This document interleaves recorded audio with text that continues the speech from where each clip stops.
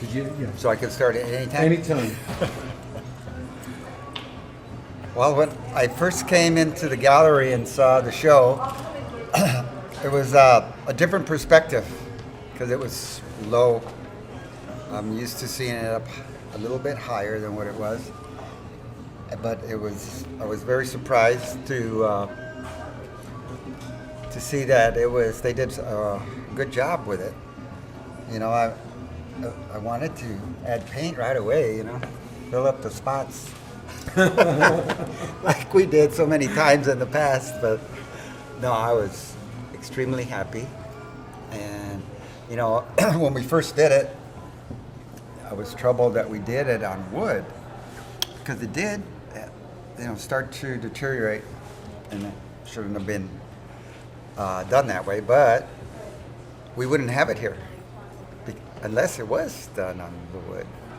Joe was able to save it, take it down when he left the premises. It was up on the wall for at least 10 years that I know, and it went through a whole lot. But the images are here and very strong, and you know, it's very nice to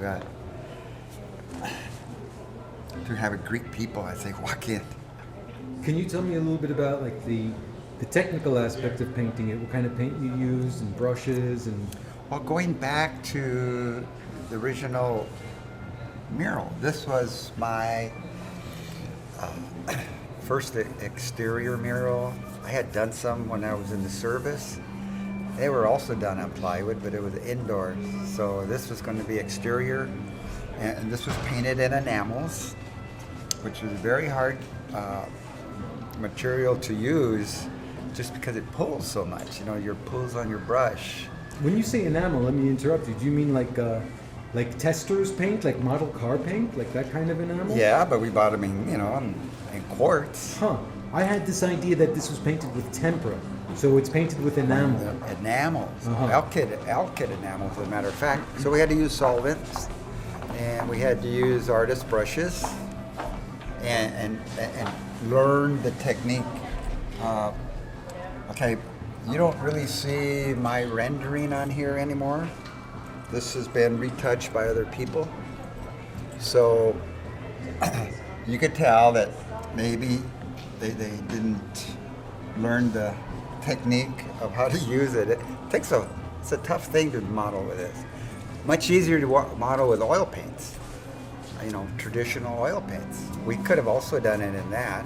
What was the reason for that choice of using enamel, or was it just by default? You know what, Joe Gonzalez, he's the one who had researched and said that we should do it this way.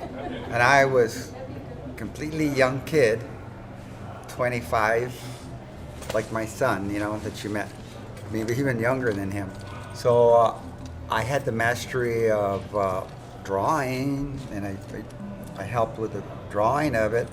And I've done a lot of painting, oil paintings, watercolors. So it was just a matter of learning the technique, using the thinner and getting it flowing, and then how do you blend. So it's not the easiest thing, but I thought it came out really nice, you know.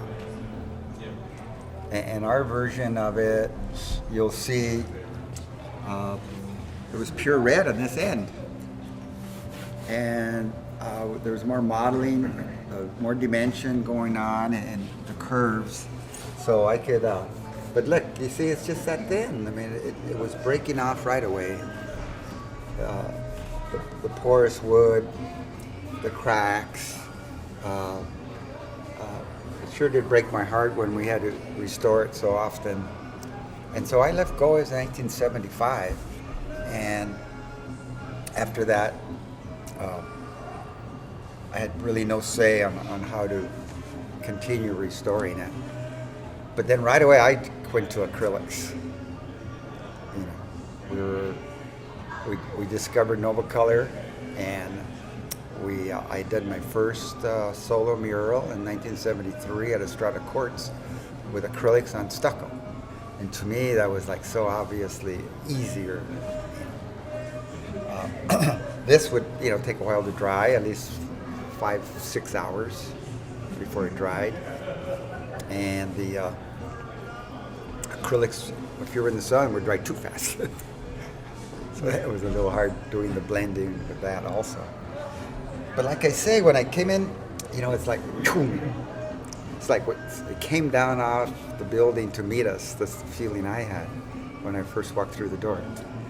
Because like I say the bottom of the mural was this high. So, and we had made planters in the front of the store so people could sit outside our gallery. It was a rural friendly atmosphere we had, and then of course this drawed people into the building. But Do you have any thoughts or feelings about the work itself, the two worlds that are being joined, the mestizo world, the European world? Do you have any thoughts about that? Well, it was the basic design of John Gonzalez, and I felt that it was a good way to make use of the space, because when we had the building, two big sets of window doors, and that was like the whole building almost. But no, there was that 4-foot, 3-foot strip on the top, and then coming down in between that had this space.